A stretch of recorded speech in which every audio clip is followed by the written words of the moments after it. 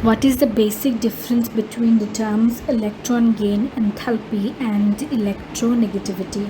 Electron gain enthalpy refers to tendency of an isolated gaseous atom to accept an additional electron to form a negative ion, whereas electronegativity refers to the tendency of an atom of an element to attract shared pair of electrons towards it in a covalent bond.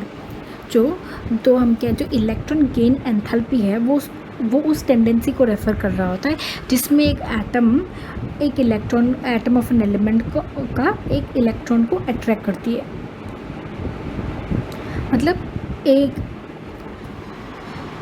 मतलब जैसे ही आप electron gain enthalpy बोले तो आपको ये सोचना होगा कि एक आइसोलेटेड गैसियस एटम है, उसमें वो एक एक्स्ट्रा इलेक्ट्रॉन ऐड कर रहा है और एक negative mononegative mono anionic ion form कर मोनो एनायनिक बन रहा है। मतलब एक इलेक्ट्रॉन एक्सेप्ट करके वो एनायन बन गया। एक आइसोलेटेड एटम है, गैसियस एटम, उसने एक इलेक्ट्रॉन को एक्सेप्ट किया और फिर वो एनायन बना। इस इलेक्ट्रॉन को एक्सेप्ट करने की इस टेंडेंसी को इलेक्ट्रॉन गेन एंथैल्पी कहते हैं। बट जब आप इलेक्ट्रोनेगेटिविटी की बात कर रहे होते आप कोई एक आइसोलेटेड गैसियस सिस्टम तो पहला नहीं होता और वो कोई भी एक इलेक्ट्रॉन की बात नहीं कर रहा था। वो उस इसमें एक पर्टिकुलर बात है कि ये एटम ऑफ एन एलिमेंट वो उस शेयर्ड पेयर ऑफ इलेक्ट्रॉन जो उनके बीच की एक बॉन्ड होती है, बॉन्ड में कोवलेंट बॉन्ड में उसके बीच जो शेयर्ड पेयर ऑफ इलेक्ट्रॉन है उसको अपनी तरफ अट्रैक्ट करने की जो टेंडेंसी होती है एक एटम की, उसे हम इलेक्ट्रोनेगेटिविटी कहते हैं।